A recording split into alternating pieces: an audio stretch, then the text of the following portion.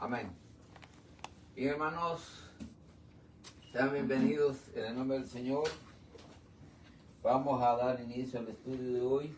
Le damos las gracias a Dios por tener esta otra oportunidad de poder continuar compartiendo la palabra de Dios. Y continuamos, ya estamos finalizando el libro que se conoce como las 17 obras de la carne.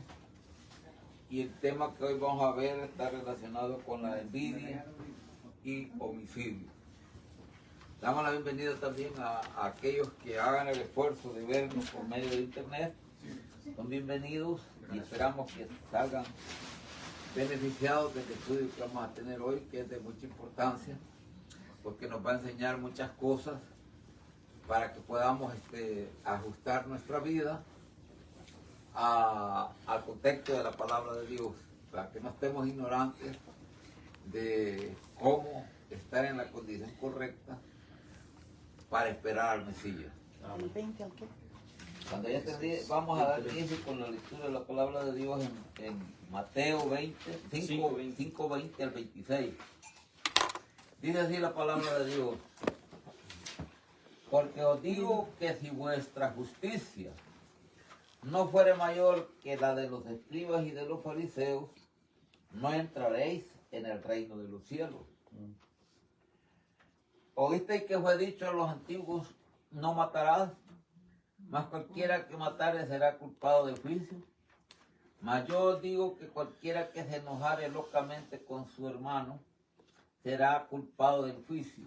Y cualquiera que dijere a su hermano raca será culpado del consejo. Y cualquiera que dijere fatu será culpado del infierno del fuego.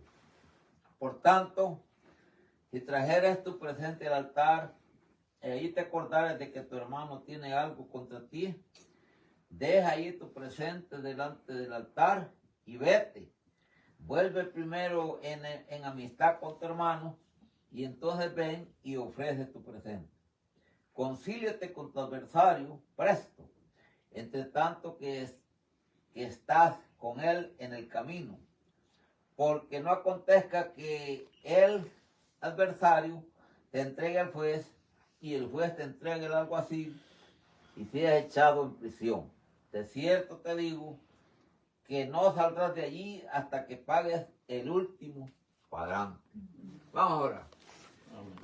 Señor amado, en esta hora te damos las gracias porque siempre, Señor amado, tenemos esta oportunidad de continuar con esta enseñanza que hemos programado en este lugar. Queremos pedirte en el nombre de Jesús que tomes el control de esta reunión, que bendiga a cada uno de los que están presentes en este estudio, que les anime, Señor amado, no solo a comprender, a interesarse por entender el tema que vamos a estudiar, sino también, Señor amado, a aplicarlo a sus vidas y también a ponerlo por obra. Tú sabes, Padre amado, la necesidad que tenemos de estar en el contexto de tu palabra santa para poder tener garantizada la salvación que nos ha provisto nuestro Señor Jesucristo. En el nombre de Jesús, Señor amado, te lo pedimos y esperamos que nos acompañes de principio a fin y que sea de bendición para todos nosotros y para los que nos vean por entender esta enseñanza. Gracias, Señor amado. Amén y amén. Amén. Bien, hermanos, hoy tenemos el tema envidias y homicidios. Y es importante que interpretemos correctamente este tema porque es muy extenso y va a ser de gran bendición. Dice la enseñanza así: el diccionario expositivo define de palabras del Antiguo y Nuevo Testamento, declara. Miren lo que declara el diccionario. Envidia es el sentimiento de malestar producido por presenciar o escuchar el éxito o prosperidad de otros. Envidia, dice, es el sentimiento de malestar producido por presenciar o escuchar el éxito o prosperidad de otros. Esto quiere decir que las personas que tienen envidia en sus corazones, no son felices. Siempre viven una vida, hablando vulgarmente, infeliz, por el hecho de que siempre están pendientes de la prosperidad de otros y siempre están como con sentimientos de envidia, lo cual no permite que haya paz en sus corazones. Dice, los sentimientos de envidia pueden conducir a otras obras malas como los celos y la codicia. Ustedes saben cómo funciona el celo. El celo no solamente funciona en el aspecto entre un hombre y una mujer, sino que también funciona cuando algunas personas en el grupo, unos quisieran que todas sus amistades y todas sus relaciones fueran exclusivamente solo con ellos. Y cuando ven que las relaciones en la iglesia son para todos y con todos, a algunos no les agrada. Amén. También los celos entre hijos también. También hay celos entre hijos. Hoy los vamos a ver, aquí van a salir en este estudio. Entonces, dice, los sentimientos de envidia pueden conducir a otras obras malas como los celos y la codicia. Ya que el yo se supone tiene que ser crucificado en el Hijo de Dios. Ya que el yo, dice, se supone tiene que ser crucificado en el Hijo de Dios. ¿Entienden esa parte? Bueno. ¿Alguien me lo puede explicar? ¿El yo qué es el yo? El hombre bien. El ego. El yo es aquello que tiene que ver con que solo uno. Solo yo soy, ¿no? Lo que uno cree que es. ¿Verdad? Y cuando usted solo piensa en usted. ¿Verdad? No hay nadie más. Cuando fuera de él. busca, usted todo el tiempo tiene la razón. Usted todo el tiempo hace bien las cosas. El No yo-yo. Usted no se equivoca. No comete errores. Usted, nadie no puede ser contradecido. Entonces el yo es culpable de que nosotros no podamos ser sensibles al amor de Dios. A ver. ¿Vale? No. ¿Cómo me está el dedo ahí? Estoy así. Ajá, entonces dice, ya que el yo se supone tiene que ser crucificado en el Hijo de Dios. ¿Qué más es el yo? Vamos a ver. ¿Cómo se conoce el yo también en la Biblia? Como orgulloso. No. No. El orgullo es parte. Sí. Se llama Se llama la carne. también le llaman Se conoce como la carne, se conoce como el hombre viejo, se conoce como la naturaleza de Adán, Pecaminosa. heredada. De Adán. Entonces esa naturaleza tiene que ser erradicada de los que creen en Dios para poder vivir una vida agradable a Dios. Una vida agradable a Dios es una vida en la cual los hijos de Dios se aman los unos a los otros y no desean el mal de uno contra el otro. Se deleitan de ver la prosperidad de otros y se alegran, se gozan de que prospere el hermano.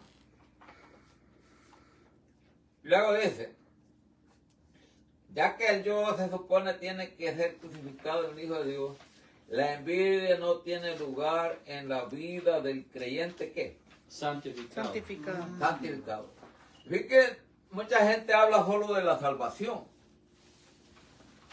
pero muchos no entienden el tema de la santificación. ¿Por qué no entienden el tema de la santificación? Porque algunos no creen que el cristianismo o la iglesia de Dios debe ser perfeccionada antes de ser raptada. Muchos piensan que Cristo va a venir a perfeccionar la iglesia el día del rapto o el arrebatamiento, ¿cómo se dice? Van a ser Y no entienden transformados. que si no es santificado antes, no se va a dejar perfeccionar para esperar el rapto. La santificación es la experiencia que limpia y purifica el corazón del pecado innato, o sea, del pecado heredado de Adán. Entonces, si las personas no pueden deshacerse del yo, y las personas no pueden deshacerse de la naturaleza adámica, y las personas no pueden deshacerse de la carne, no van a poder ser levantados en el rapto, porque aunque hayan sido salvos, se quedaron estancados en su vida espiritual. La santificación es parte del proceso de la vida espiritual. Entonces, por eso las personas no tienen que estar satisfechas solos con que ya se arrepintieron de sus pecados y ya fueron salvos, ¿no? Ellos necesitan entender cómo ser santificados. Y esta enseñanza en parte nos ayuda a entender eso, ¿verdad? Porque nos enseña a entender la gravedad de eso. Ya si las personas no quieren hacer el esfuerzo personal de buscar su propia preparación para esperar al Hijo de Dios, ya allí ya no se puede hacer más, porque esto es personal.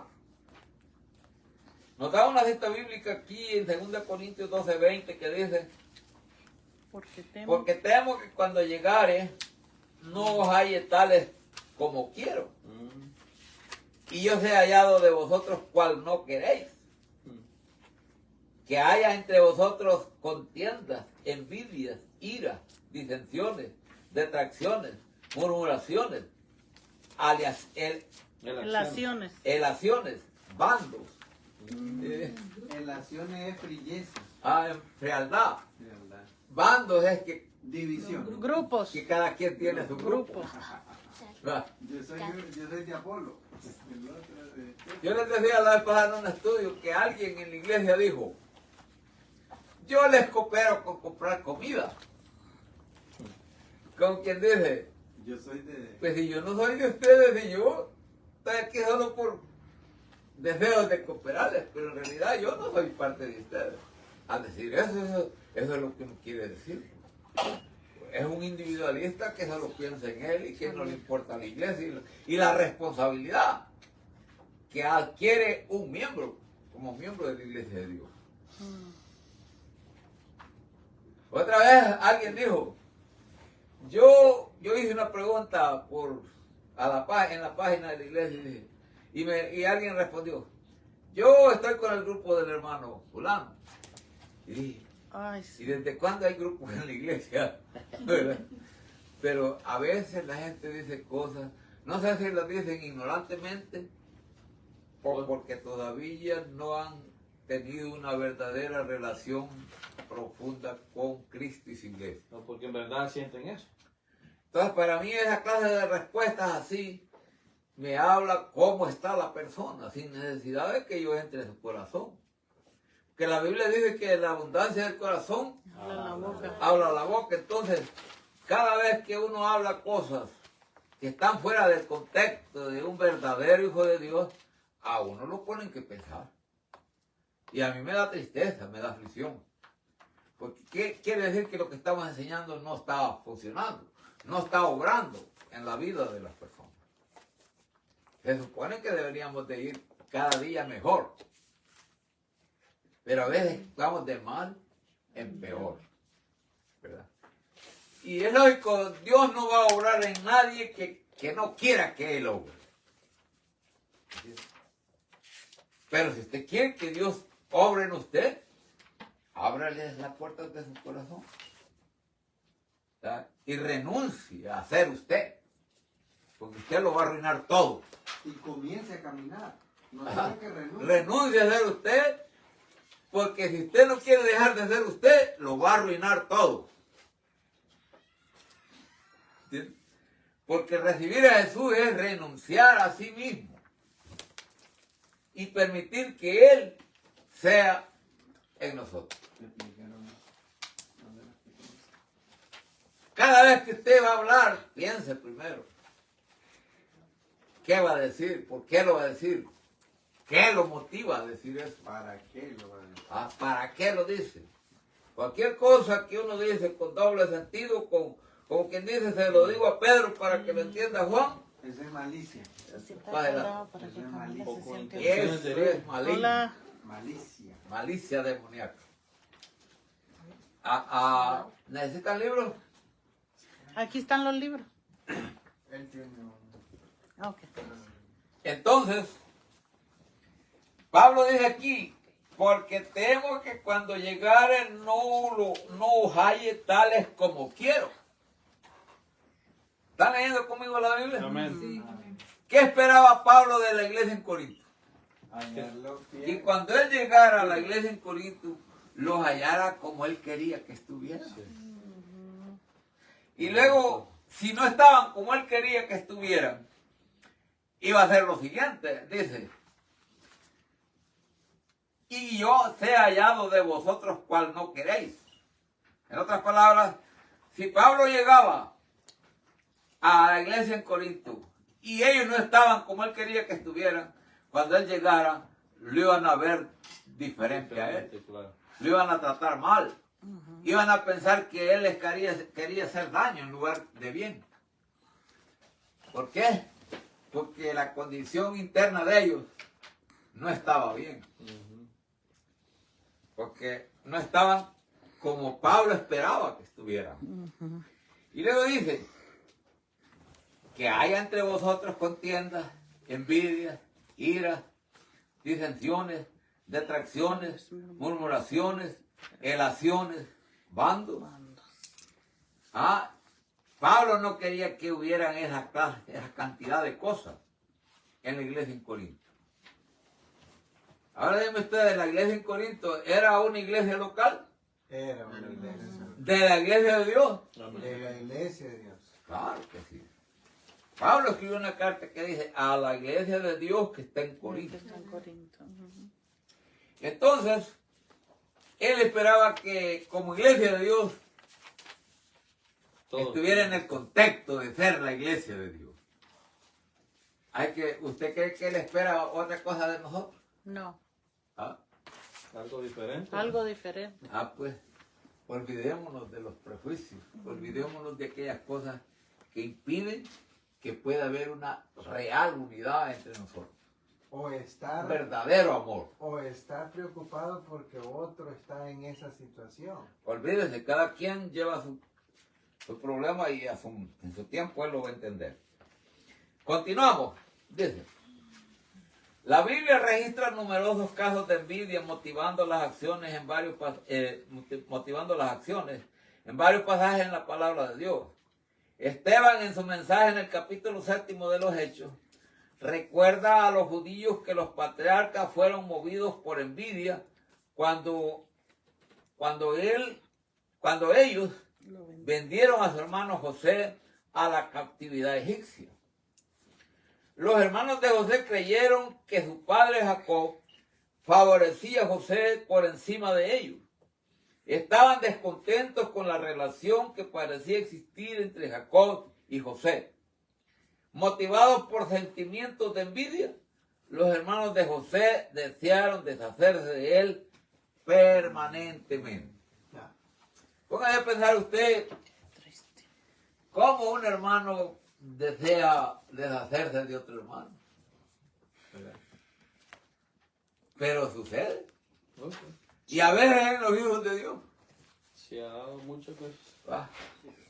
Porque dígame usted, ellos eran el pueblo de Dios, ¿sí o no? Sí. Sí, Ahora dígame, ellos eran hermanos de raza con Jesús, ¿sí o no? Amén. Sí. sí. Y aún así lo entregaron a muerte.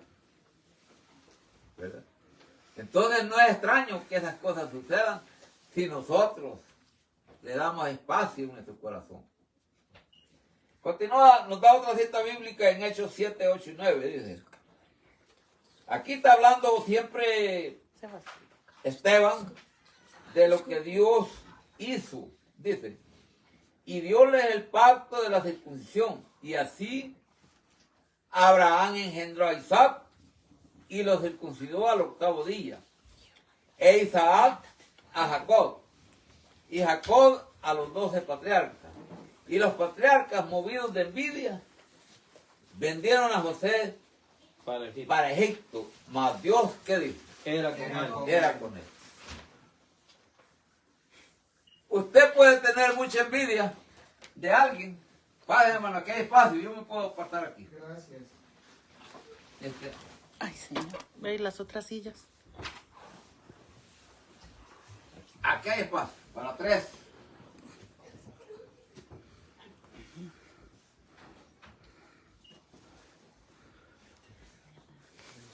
Las otras sillas, papá. Vengan. Van adelante. Dylan, pase. Allá. O si no, pueden pasarse aquí para que... Jace. Allá, Jace. Allá. Camila acá. Papá. Oh. Ay, Bueno, ahí ustedes. Un Aquí. Yo no. No, pero él va a necesitar su silla. Flor, No necesito. Ahí sienta y con cámara. Entonces, usted puede ver pues cómo fue que se inició el pueblo de Dios. ¿Cuál fue el primer paso que daban para ser parte del pueblo de Dios? Según lo que leímos. Ser circuncidados. La circuncisión. Circuncisión. Cuando se inició la nación de Israel, el primero que circuncidó a su hijo fue Abraham. Sí. Por eso dice, y diole el pacto de la circuncisión, o sea, Dios le dio a Abraham el pacto de la circuncisión. Mana. Dígales en qué página. 61. Y así dice, ¿y usted, hermano? Dígale. Ya tienen ahí. Gracias. Ellos dos. 61 página.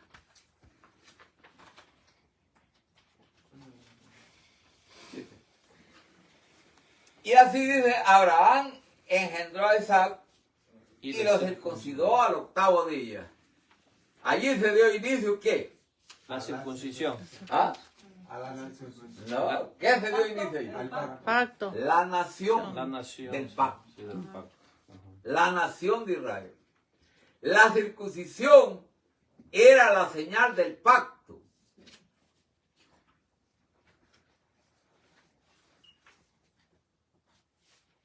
¿Me están escuchando? Amén, amén. Amén. Era la señal del pacto entre el pueblo de Israel y Dios. Por eso Dios siempre ha tenido una nación. En el tiempo de la ley era Israel. En el tiempo de la gracia es la Jerusalén celestial, la iglesia. La iglesia. Iglesia. Muchos confunden la Jerusalén natural, que está allá en Israel, con la Jerusalén celestial. Si no, la Jerusalén natural, ella no puede ser un pueblo santo, porque es una ciudad compuesta de material inanimado, ¿verdad? La que puede ser santa es la Jerusalén celestial, porque se compone de seres vivos, Amén. Templos hechos por Dios. que también están unidos entre ellos y Dios por medio de un pacto. Entonces, así podemos ver pues que a pesar de que todos los hermanos de José lo aborrecían, le tenían envidia,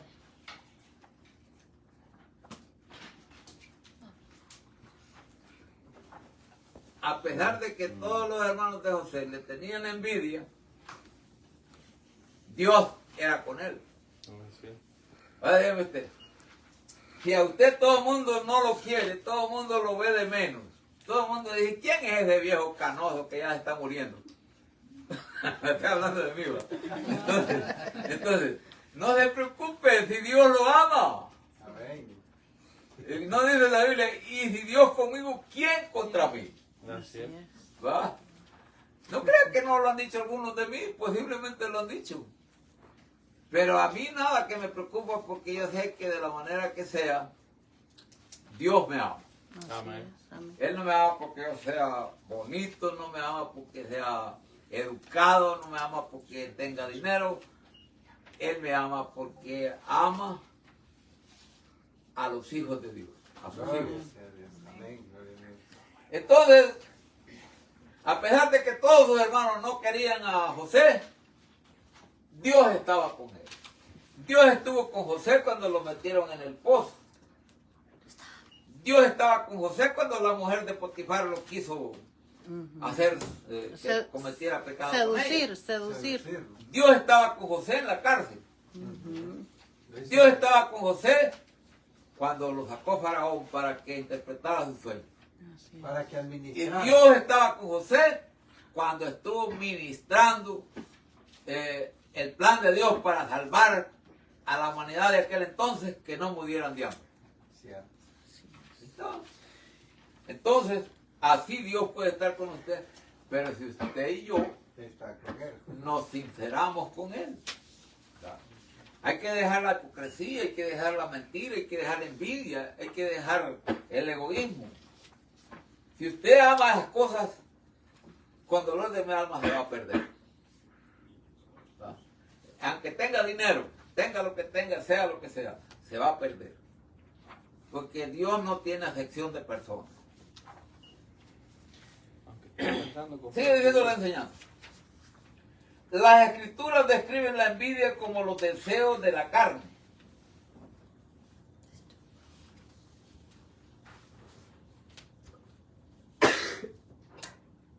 Dice así, las escrituras describen la envidia como los deseos de la carne. Pablo, en Romanos capítulo 13, exhorta a los creyentes a revestirse de Cristo y no hacer caso de la carne en sus deseos. Los que son de Cristo no andarán en las obras de la carne. En vez de envidiar a otros por sus posesiones, o posiciones, o favores con los demás, los cristianos deben regocijarse con los demás Bien. En su buena fortuna. Buena en su fortuna. buena fortuna. O sea, lo que tenga. Caminar honestamente. Sí. Si les va bien, Bendito. deben estar contentos con ellos.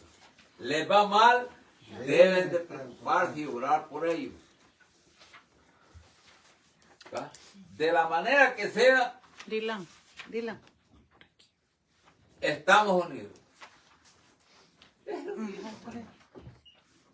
Entonces, es importante que entendamos